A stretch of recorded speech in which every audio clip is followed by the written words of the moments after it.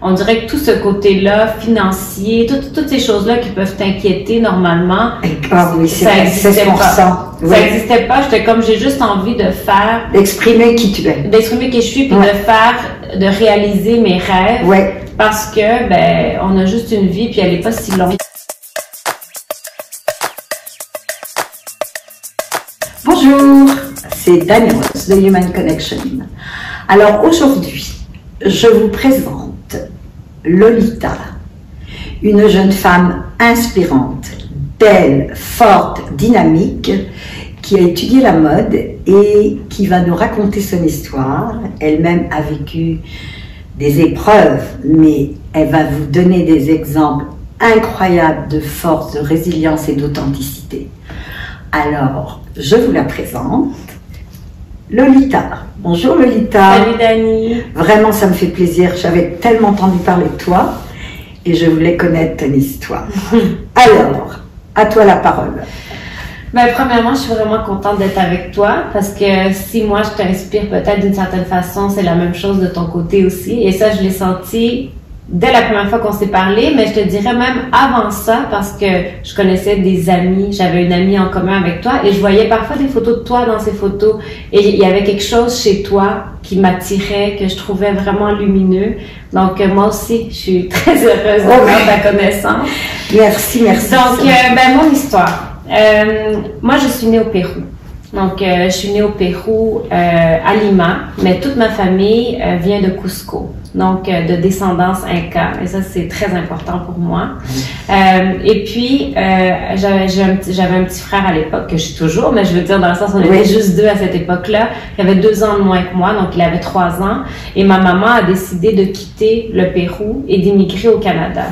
Et ça, c'est des choses que j'ai appris par la suite, là, parce qu'elle me l'a dit quand j'étais plus vieille, mais j'ai appris qu'elle avait 2 choix un peu, parce qu'on l'avait invitée à travers des amis qu'elle rencontrait à venir en Suède ou au Québec. Et elle a fait un peu un toss de coin, et finalement, elle a décidé de partir au Canada. Et on est arrivé donc à Montréal, 1985, mon petit frère de 3 ans, moi qui avait 5 ans, et ma maman. Ma maman, elle avait pas grand-chose. Elle m'a dit aussi par la suite qu'elle avait 1500 $ dans les poches quand elle est arrivée. Puis elle a fait un leap of faith. Vraiment, elle a décidé de partir. Je sais qu'elle est partie pour nous. Elle avait envie de quitter le Pérou, mais elle est partie pour que nous, on ait des opportunités différentes de ce qu'elle avait eu. Et puis, quand je pense à ça, déjà, je me dis que mon histoire a commencé d'une façon spéciale et différente parce que j'ai eu tout de suite devant moi, même si je m'en rendais pas compte tout de suite, une preuve de qu'est-ce que c'est quelqu'un qui est fort puis quelqu'un qui décide d'aller vers ce qu'elle a envie de réaliser ou de créer. Ouais. Elle croit au destin. Ouais. Elle était sans peur, elle a dit j'y vais. Exactement, elle est partie, puis je veux dire, des fois, aujourd'hui j'ai un enfant, donc j'essaie de m'imaginer à son âge, 33 ans, 2 enfants, partir comme ça sans rien toute seule. Est-ce qu'elle parlait, excuse-moi, mais est-ce qu'elle parlait français, anglais? Oui, elle parlait français. Anglais, je le sais pas, en fait, c'est drôle, je sais pas, mais français, oui, parce que elle aimait voyager. Ah, donc c'est même voyageuse. Elle avait pas l'argent pour plus quand elle était jeune, mais elle s'est toujours débrouillée. Elle a toujours trouvé une façon, puis elle a été en Europe, puis elle a appris le français. Donc elle savait parler français, mais nous, pas vraiment. Mon frère et moi, bon, on était petits, on savait des mots quand même grâce à mon père qui vient de la Belgique. Mais c'est ça, nous on arrivait devant que du nouveau. Alors dis-moi, cette petite fille de 5 ans qui arrive avec son petit frère, hein? Oui, c'est ça. Petit frère. Et sa maman. J'aime beaucoup savoir moi, ce qui se passe, surtout dans un cœur d'enfant, c'est ce qu'il y a de plus beau. Alors, elle arrive, cette petite fille, dans un pays où il fait froid quand même, et avec sa maman. Est-ce que tu te souviens de cette petite fille, ce qu'elle pensait? Ben, je me souviens pas de tout. Il y a des gens qui ont des souvenirs d'enfance. Moi, ça m'impressionne. Il y a des gens qui peuvent se souvenir de beaucoup de choses. Mais ce qui est certain, ce que j'ai qui est le plus imprégné, c'est que j'avais mon frère. Puis on était toujours ensemble, donc j'ai l'impression que les choses auraient été très différentes si j'avais été enfant unique à arriver ici. Oui. Mais nous deux ensemble, on avait la même réalité. Okay. Donc, on se tenait, on était toujours ensemble. Puis d'ailleurs, jusqu'à dans l'adolescence, les gens qui nous rencontraient, quand on a finalement rencontré la famille du côté de mon papa, nous disaient qu'on était très fusionnels. Oui. Puis c'est vrai qu'on l'a été parce que on est arrivé là dans un endroit qu'on connaissait pas. Puis quelque chose qui est quand même assez comique, c'est que ma mère nous a dit qu'elle nous trouvait les deux à regarder le hockey à la télé alors qu'on connaissait absolument pas le hockey, on n'a jamais vu des gens patiner, on n'avait aucune idée. Puis cette année-là, 85-86, les Canadiens ont gagné la Coupe Stanley. Ah ben tu vois! donc c'est ça. Puis on a toujours été fans de hockey depuis. Oui, hein? Donc moi, ce que je me rappelle, c'est des souvenirs très beaux.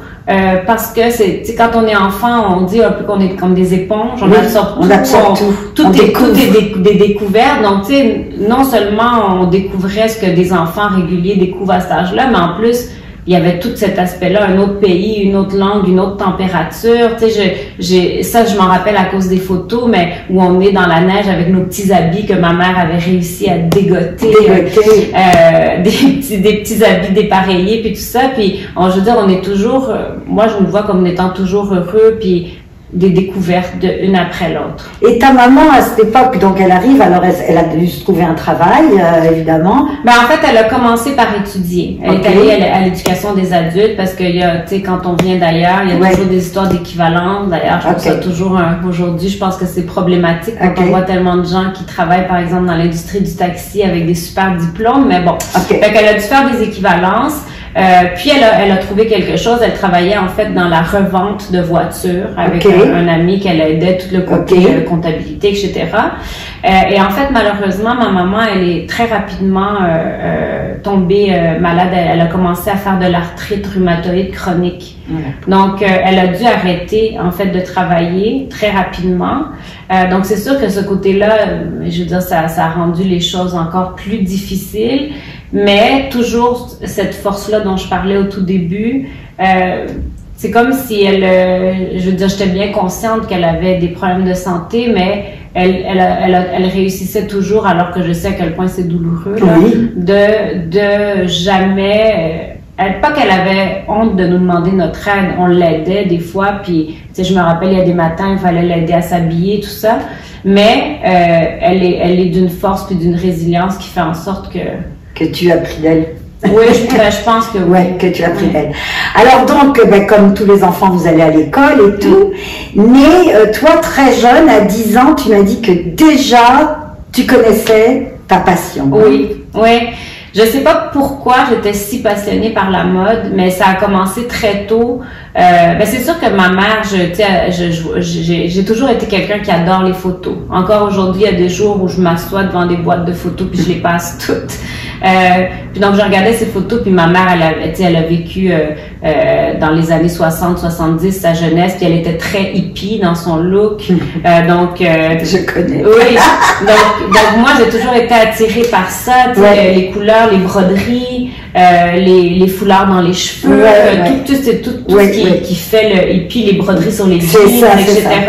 Donc je pense que ça déjà ça a été ma première éveil à la mode. Oui, à la mode. Mais des fois, je sais pas ce que tu vas en penser, mais j'ai l'impression que ça va plus loin que ça, dans le sens où il y a des choses que j'ai pas vécues qui ont eu un impact parce que si je retourne à mes racines inca, à mes racines péruviennes, il y a une grande industrie du tissage. Tout à fait. Toutes les couleurs. Absolument. Les couleurs, bien sûr. Qui sont là, tu sais, chez les Incas, il y a les énormes bijoux, tout ça, puis j'ai l'impression que moi, j'ai l'impression que ça vient de plus loin, ça. Ce serait un mélange des deux. Donc, ce serait tes racines, ton ADN, plus l'influence de ta maman qui, quand même, paraissait un être libre, qui avait déjà beaucoup voyagé, qui était ouverte sur le monde. Alors, c'est un cadeau de la vie d'avoir une maman comme ça. Oui, c'est ça. Puis les deux ont contribué à mon intérêt. Puis j'ai commencé à, tu sais, j'aimais lire des magazines, je regardais la télé. Je sais pas si tu te rappelles l'émission Fashion Television avec Jeannie Becker, qui était une émission qui venait quand même du Canada, mais elle était partout dans le monde. Donc tout ça a fait en sorte que j'étais très intéressée par la mode.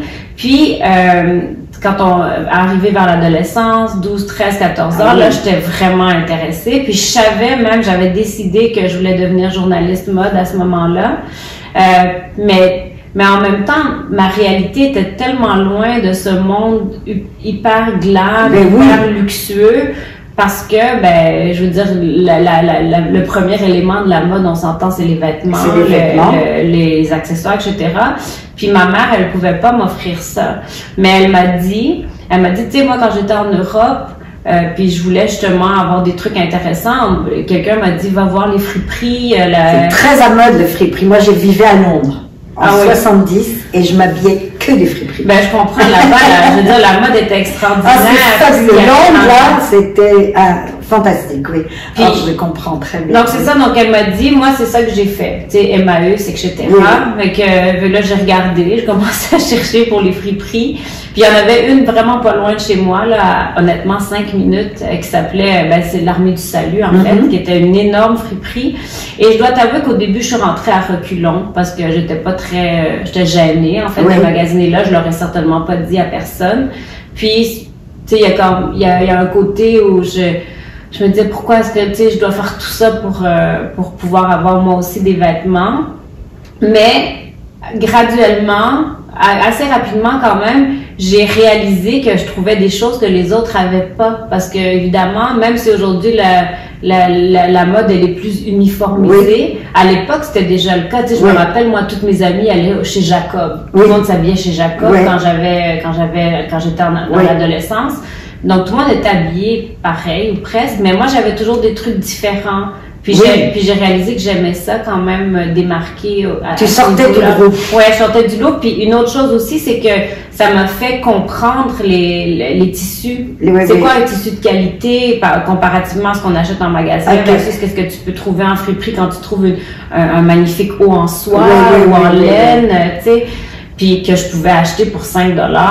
Et je pouvais aussi en acheter avec le temps plus. Donc bref, c'est comme ça que j'ai été initiée à la mode. Puis je sais qu'aujourd'hui, cette façon d'être obligée de magasiner a fait en sorte que j'ai une vision très différente de la mode. Ce qui a créé ton authenticité, ce qui a créé ce que tu es devenue.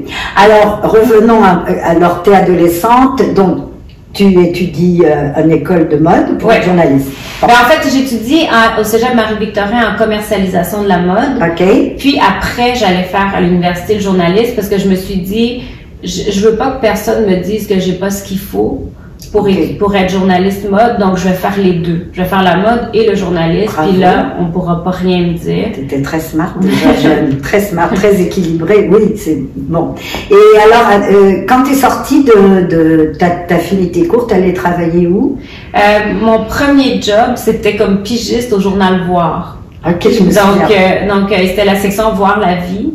Puis c'était une petite section à l'intérieur du journal. Puis j'avais comme une pige par semaine avec 4 mini-chroniques. Puis c'était comme les 4 nouveautés à savoir cette semaine. Puis ça payait rien. Vraiment rien. Puis tu vis pas ta vie avec une chronique, là. Donc je travaillais dans un restaurant aussi. J'étais hôtesse au Centre Bell. Au Centre Bell avec les Canadiens. T'avais quel âge à cette époque? Je revenais de Belgique, donc j'avais 25 ans. Tu dis que tu revenais de Belgique. T'as été vivre en Belgique? Oui, c'est ça. En fait, j'ai étudié la mode ici à Montréal, au Marie-Victorin, mais j'ai fait le journalisme en Belgique. Tu voyais ton père là-bas, alors? Oui, en fait, mon papa était décédé depuis longtemps. Mon père est décédé quand j'avais 11 ans. Malheureusement. Puis on a connu sa famille seulement après son décès. Mais, je veux dire, tu sais, ce côté-là tout à l'heure, je te parlais de l'importance du Pérou parce que c'est mes racines, c'est là d'où je viens, mais c'est clair qu'avec plus tard dans le temps, l'importance de la Belgique aussi, puis surtout de ma famille en Belgique, est arrivée. Puis j'ai étudié là-bas, j'ai eu la chance de mieux connaître ma famille, puis c'était super. Puis aujourd'hui, on est toujours très proche d'eux. Et puis je suis revenue au Québec. Je savais que je voulais revenir parce que tu sais, je voulais être près de mes frères et de ma maman. C'est ça parce que ma maman, en fait, s'est remariée au Québec. Okay. Elle a eu un garçon qui aujourd'hui a 34 ans. Donc, j'ai 2 frères ici, puis 2 frères en Europe de 2 autres mariages de mon papa. Grande famille. Oui, c'est une grande famille, mais une riche famille. Dans le sens, on est, c'est une richesse d'avoir des gens qui viennent d'ailleurs. Et donc, c'est ça. Je suis revenue au Québec, première job, Journal Voir. Donc, c'était vraiment pas grand-chose, comme je dis, mais le côté positif de ça, c'est que, étant donné que je devais toujours parler des nouveautés à toutes les semaines, puis il y avait quand même 4 sujets par semaine, ben j'ai vite rencontré tout le monde dans l'industrie parce qu'ils savaient que, bon, je publiais quand même dans le Journal Voir, c'était quand même très lu à l'époque. Et donc, j'ai vite fait des contacts, puis vite fait rencontrer des gens parce que je devais, là. Fallait que je trouve du contenu. Oui, puis à l'époque, tu sais, c'était pas la même chose qu'aujourd'hui, là. Donc ça a été vraiment positif. Et alors, de voir, t'es partie après, tu m'avais dit que tu avais travaillé au Clin d'œil. Au Clin d'œil, ouais, justement, un des contacts que j'avais eu à travers ces piges-là, un jour, elle me dit, aux filles Clin d'œil, donc le Clin d'œil teenager ou adolescente, cherche une rédactrice en chef mode, puis je leur ai parlé de toi. Puis là, j'ai dit, j'étais tellement contente, j'en revenais pas qu'elle avait parlé de moi. Donc, j'ai fait l'entrevue, puis j'ai eu l'emploi. Donc, j'ai travaillé aux filles Clin d'œil pendant 1 an et demi environ comme rédactrice en chef mode. Malheureusement, le magazine a fermé parce que toutes les jeunes filles étaient sur Internet. Oui, c'est ça. C'est ça. Ils ne voulaient pas le magazine, ils commençaient à ne plus lire le magazine papier. Et puis, j'ai travaillé, heureusement, ils nous ont gardés. On n'était que 3 dans l'équipe pour faire tout le magazine et on s'est retrouvés au Clin d'œil régulier, là, donc au vrai Clin d'œil. Et là, je suis devenue adjointe mode. Mais je dois t'avouer que j'ai pas trop aimé cette période-là parce que pendant 1 an et demi, même si j'avais vite sauté les étapes, j'avais quand même fait tout ce qu'une rédactrice en chef fait. Et là, j'étais adjointe, puis je bookais des traiteurs, puis je bookais des shootings. Non, ça puis je pense que si j'avais commencé comme ça aurait été correct, mais le fait que j'ai fait l'inverse, j'ai trouvé ça, en tout cas moi j'ai trouvé ça dur, j'avais l'impression que je n'étais pas utilisée à ma pleine valeur. Tu sentais que tu n'étais pas dans quel élément. C'est ça, que je pouvais faire plus. Et clindeuil.ca, on entendait que ça s'en venait, que le web. Tu sais, moi, je veux dire, tout le monde savait, là. C'est pas comme si c'était juste moi qui savais, mais je voyais bien que le web, c'était le futur. Et donc, je suis allée voir la rédactrice en chef du site web quand elle a été engagée, puis je lui ai dit, écoute, moi, je fais pas grand-chose au magazine, j'ai du temps si tu as besoin d'aide. Puis, je me suis bien dit que le jour où ils devaient engager quelqu'un, ils allaient penser à moi parce que j'étais déjà formée. Puis, c'est ce qui s'est passé. Donc, je suis passée du magazine au web. Puis là, je suis tombée en amour complètement. Parce que même si mon rêve toute ma vie, ça avait été de travailler dans un magazine, il y avait quand même quelque chose dans le fait que c'était long. Tu sais, comme t'écrivais le magazine 6 mois d'avance ou 4 mois d'avance. Oui, c'est vrai. Puis là, tu reçois les questions des lecteurs, disons, X mois après. Puis finalement, t'es jamais dans le présent. C'est off, quoi. T'es jamais en train de vivre, t'es en train d'écrire l'hiver quand c'est l'été. Il y a quelque chose là-dedans que j'aimais vraiment pas, tandis que le web, t'écrivais, t'avais de la rétroaction. Les lecteurs te disaient s'ils aiment, s'ils aiment pas. Il y avait quelque chose, tu sais, parce que moi, je trouve que pour moi, c'est important, la connexion aussi. Tout à fait. Human connection. Oui, exactement, t'as besoin de ces connexions humaines-là. Puis je dis pas que j'en avais pas, ou j'avais des collègues et tout, mais tu sais, j'ai envie d'avoir une connexion par rapport à ma passion, d'où la raison pourquoi aujourd'hui je fais beaucoup de communication, puis j'enseigne, mais donc c'est ça. Voilà. Et alors, donc, tu es au Clin d'œil et tu sens à un moment donné que tu préférerais plus être autonome. Hein? C'est quoi l'élément qui a fait, on a toujours dans la vie, à un moment donné dans notre vie, un élément qui fait que, non, je veux changer, je sens que je suis faite pour autre chose. Qu'est-ce qui s'est passé? Ce qui s'est passé, c'est quelque chose à quoi je m'attendais pas du tout. J'ai appris vraiment du jour au lendemain, comme c'est le cas quand quelque chose comme ça arrive, mais j'ai appris que j'avais un cancer. Donc, je dis du jour au lendemain, puis j'ai hésité à dire du jour au lendemain parce que, en fait, ça faisait longtemps que je chantais une bosse dans mon sein gauche. Je chantais une petite bosse très dure qui bougeait pas. Puis tu sais, je veux dire, nos seins, il y a toutes sortes de choses qui se passent là-dedans selon nos cycles. Donc, je savais que ça pouvait ne pas être ça. Mais, étant donné quand même, je considère que, tu sais, même s'il y a des moments que j'ai moins aimé dans mon travail, tout arrive pour une raison. Toujours. Ouais, donc, puis Toujours. Puis tu sais, le clin d'œil était quand même très actif au niveau du cancer du sein. Oui. Puis encore aujourd'hui, ils ont leur numéro rose tous les ans. Puis ça, je veux dire, j'ai réalisé, je voyais quand il y avait les témoignages des femmes, qu'il y avait des femmes jeunes qui avaient le cancer. Donc, j'étais très à l'écoute, très consciente de... Donc, t'as eu un petit signe. Oui, ben j'ai commencé déjà à faire l'examen des seins grâce au magazine. Puis tu sais, quand j'ai senti ça, je me suis dit, tu sais, qu'est-ce qui se passe? Mais je te dirais là que entre le moment où je l'ai senti et le moment où j'ai pu finalement voir quelqu'un puis être diagnostiquée, ça a pris 1 an, si pas plus. Puis tu sais, à cet âge-là, ça bouge vite. Oui, c'est très invasif. Plus t'es jeune, plus c'est invasif. Et t'avais quel âge là à ce moment-là? 29 ans. Donc tu découvres, t'as le cancer du sein. Là, c'est la bombe, hein. Pour moi, je sais, après avoir eu un cancer aussi, le jour où on me dit ça, tu crois que c'est pas toi que ça arrive. Non. Alors, évidemment, mais à cette époque-là, t'étais, parce qu'on n'a pas parlé de ta vie privée, mais à ce moment-là, t'étais mariée, hein. J'étais pas mariée, j'allais me marier. J'allais me marier cet été-là. L'été où finalement j'ai fait des traitements tout l'été. Je devais me marier.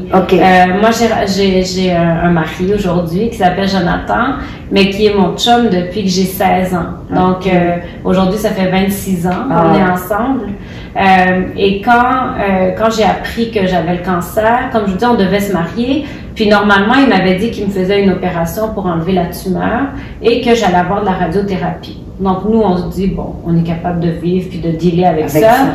On poursuit notre mariage, on envoie nos invitations, tout ça.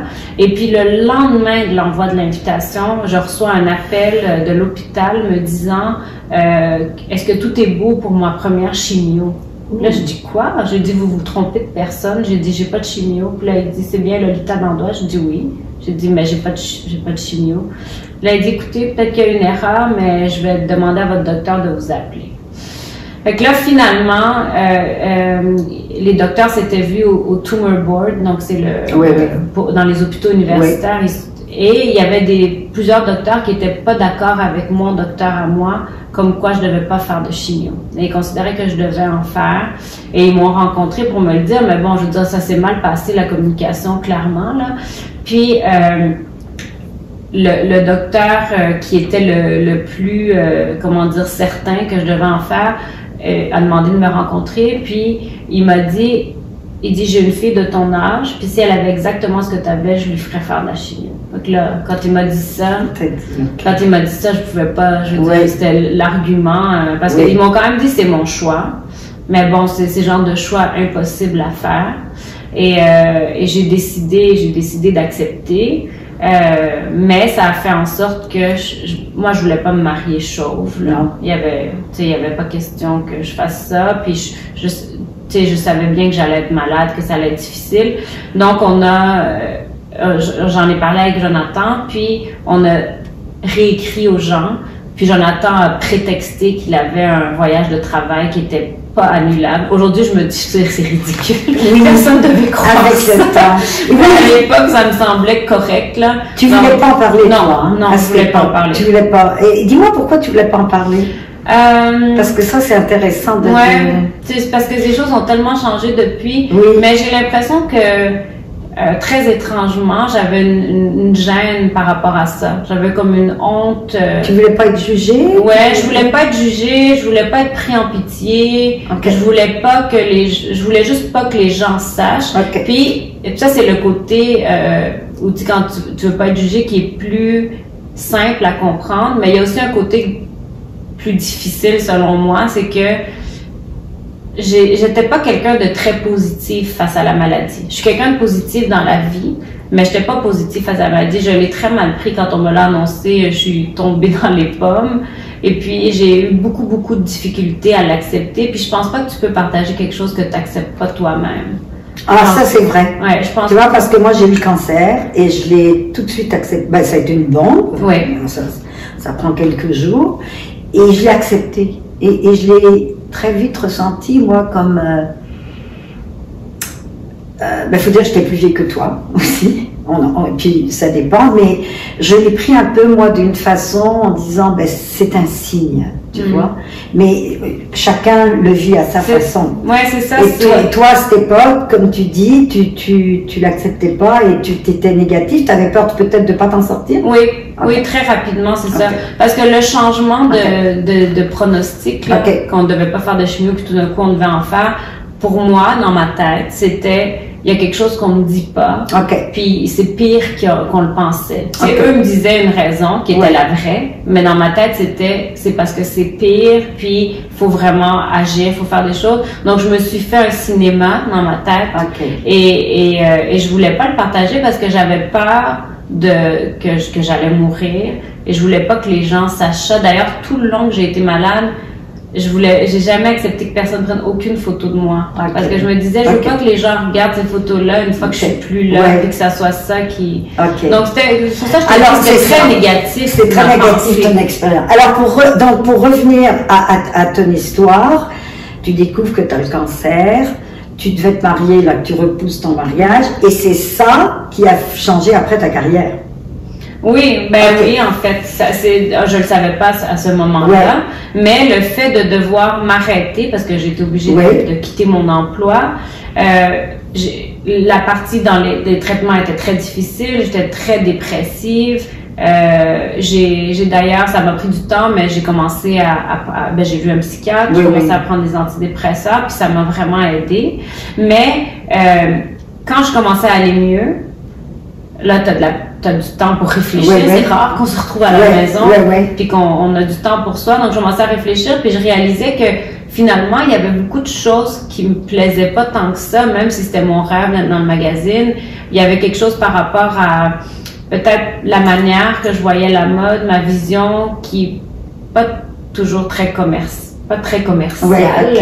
Puis des fois, j'avais l'impression que on devait faire certaines choses que moi, je n'étais pas nécessairement comme ça. Donc, c'était pas en accord, c'était pas du tout, tu as réalisé comme quoi toujours une maladie ou une épreuve t'amène à être présente à toi-même, et ça t'a fait réaliser finalement, je suis pas exactement où je veux. Non, je suis pas dans mon fameux X. Ton fameux X.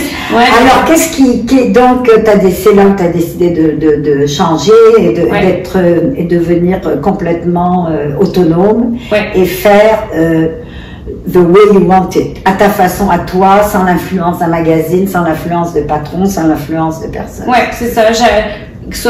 Au clindeuil.ca, j'avais lancé un blog de street style. Donc, où je photographiais les gens dans la rue qui avaient des looks intéressants, peu importe leur âge, leur silhouette, n'importe quoi. J'ai toujours aimé ça, comment les gens s'expriment dans la mode.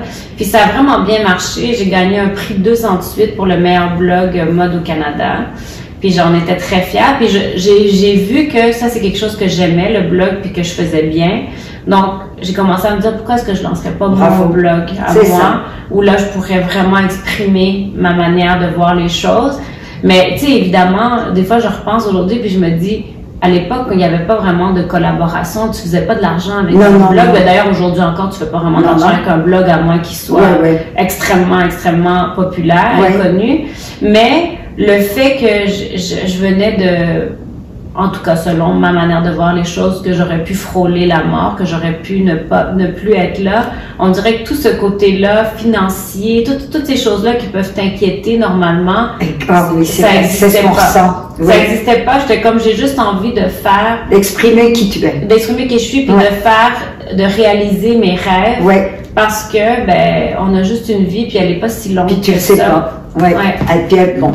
Alors donc tu deviens blogueuse, c'était ton travail. Maintenant tu es la blogueuse.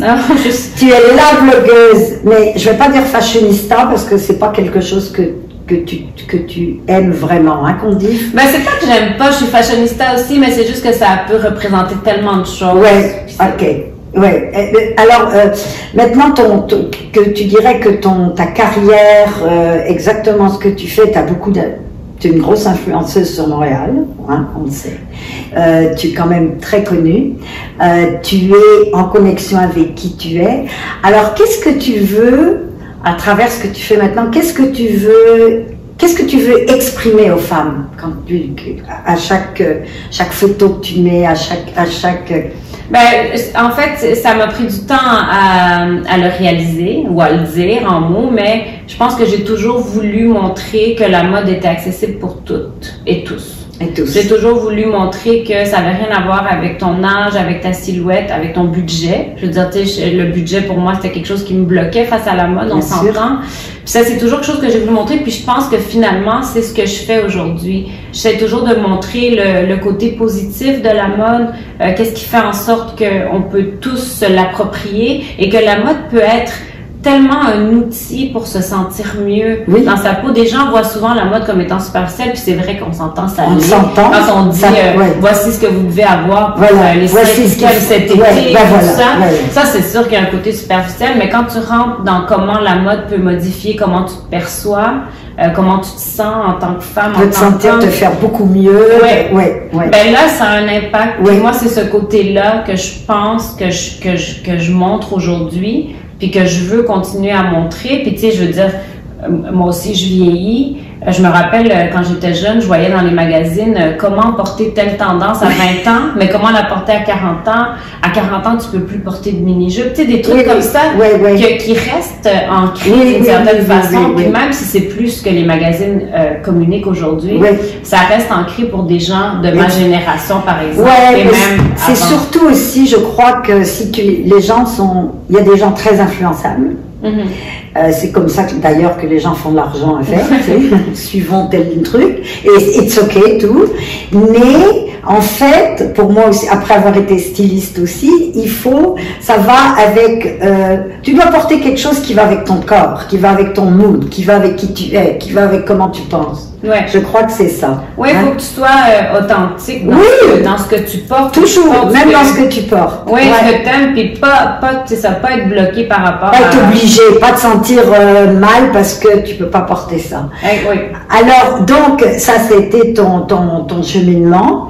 Et maintenant, et puis je voudrais aussi qu'on n'oublie pas quelque chose justement, parce que pour éviter de dire que la mode est juste superficielle. Tu m'as dit à un moment donné que quand tu étais avec ces femmes qui se faisaient soigner du cancer, j'ai vraiment souligné ce moment et j'aimerais qu'on le partage avec les gens qui nous écoutent, où toi-même tu te reposais la question par rapport à la mode. Qu'est-ce qu'elles t'ont dit? Donc, j'étais dans la salle de traitement toutes les semaines, toutes les 2 semaines, puis je me rappelle que je regardais les infirmières puis je me disais, my God, elles font un travail exceptionnel. Est-ce que je pourrais pas faire quelque chose de mieux? Est-ce que je pourrais pas faire quelque chose où j'aiderais vraiment des gens qui passent à travers des moments difficiles? Puis je me questionnais. Puis je me rappelle de ce moment particulier, c'était tout de suite après les Oscars. Puis j'avais écrit un post sur les plus beaux looks de la soirée, quelque chose comme ça. Puis j'en parlais avec ma maman qui était là avec moi ce jour-là. Et les femmes qui étaient sur place m'ont dit est-ce que tu as écrit cette semaine sur ton blog? Qu'est-ce que tu as écrit? Montre-nous tout ça.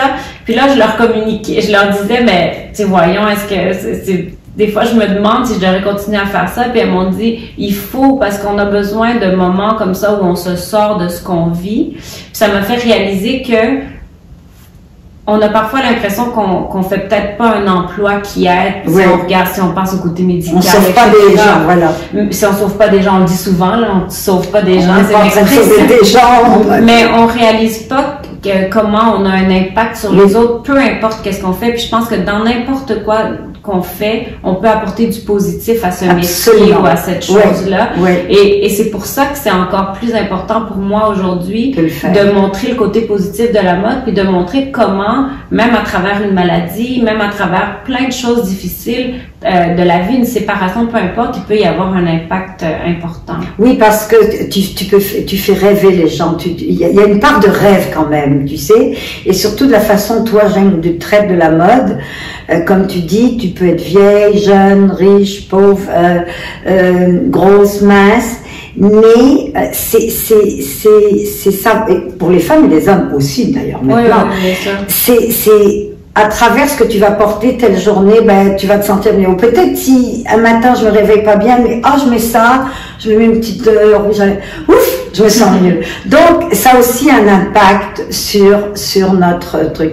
Alors aussi, tu fais tellement un bon travail que tu m'as dit que tu vas être, dis-moi, bientôt. C'est important. Oui, c'est très bientôt. Je disais tout à l'heure que je suis allée au Cégep Marie-Victorin. Et donc, à tous les ans, à part les 2 dernières années de pandémie, ils font leur gala définissant et ils remettent des prix, le prix Ariane. Et j'ai appris que j'allais recevoir donc le prix honorifique Ariane pour ma contribution à la mode. Bravo. Et je te mentirais si je te disais pas que j'étais pas super fière parce que je suis vraiment, vraiment fière de ça. Parce que ça vient de l'école où j'ai étudié, mais aussi parce que ça valide le fait que j'ai toujours vu la mode à ma façon, puis que j'ai décidé de suivre qu'est-ce que j'aimais, qui était peut-être à contre-courant. Voilà, t'as toujours, c'est ça. Moi, ça me, j'en ai des. T'as toujours écouté. En fait, tu as écouté ton âme. Et si on écoute son âme, et si on est connecté avec qui on est vraiment, tôt ou tard, avec les années, ça nous prouve qu'on était sur le bon chemin et on inspire les gens. Ouais, ça prend peut-être plus de temps. Plus de temps, absolument. Mais on finit par arriver. On y arrive. Et ma mère va être là. Ah. Et ça, en tout cas. C'est un honneur. Mais tu te rends compte ce que c'est pour ta maman qui arrive, qui a quitté le Pérou pour élever ses enfants? Quel achievement. C'est magnifique. Alors, regarde, c'est extraordinaire. Ouf, moi aussi j'ai l'air d'émotion. Oui, mais là, tu vois, c'est là où ça me fait vraiment quelque chose de parler. Tu sais, j'ai parlé de la maladie, j'ai parlé tellement de choses, mais là, ça me fait quelque chose parce que. Pardon. Parce que elle a toujours, malgré le fait qu'on était. Tu sais, souvent les parents, je veux pas généraliser, mais les parents immigrants vont te dire je veux que tu sois docteur, je veux que tu sois ingénieur parce que tu as envie que ton enfant gagne beaucoup d'argent. Beaucoup d'argent. Mais elle a jamais fait ça. Tu sais, j'ai dit que je voulais faire de la mode, puis elle a tout de suite dit vas-y, puis je sais que tu vas réussir, puis le fait de savoir qu'elle va être là, puis elle va voir cette réussite-là, ça me fait vraiment plaisir. Ah, quel bel achievement. Bon, alors maintenant, mais c'est bien, on parle toujours avec notre cœur. Ouais. Le cœur, il est là. Il est pas loin. Alors, maintenant, s'il y a un message que tu aimerais laisser aux gens qui nous écoutent, qui vivent en ce moment des épreuves, qui en ont vécu ou qui peut-être en vivront, quel message tu veux laisser aux gens qui nous écoutent? J'aimerais dire que on s'en rend pas compte pendant qu'on vit l'épreuve parce que c'est difficile, puis c'est sombre, puis ça fait peur, puis des fois ça fait mal aussi. Mais je peux vous promettre qu'il y a un moment, peu importe la façon que ça arrive, où on revoit la lumière, puis on réalise que cette épreuve-là, elle avait sa raison d'être dans notre vie, puis souvent ça nous emmène quelque part d'autre. Donc, juste envie de dire Puis il n'y a pas d'affaire de vouloir être super courageuse, puis je suis une battante, puis je suis une fonceuse. Tu peux aussi pleurer à tous les jours de ton épreuve, puis ça, c'est tout à fait correct. Ça ne veut pas dire que tu vas moins t'en sortir. Moi, c'est ce que j'ai appris pendant que j'étais dans mon épreuve à moi. Puis, c'est ça, il y a toujours une façon de grandir à travers quelque chose qu'on vit. Donc, c'est ça. Bravo! Merci Lolita pour ton témoignage. Je savais que tu étais une fille extraordinaire, mais vraiment, vraiment. Alors voilà, j'espère que vous avez aimé ce témoignage magnifique. Alors si vous aimez, mettez un petit like et surtout, n'oubliez pas de subscribe ou vous inscrivez. Ciao!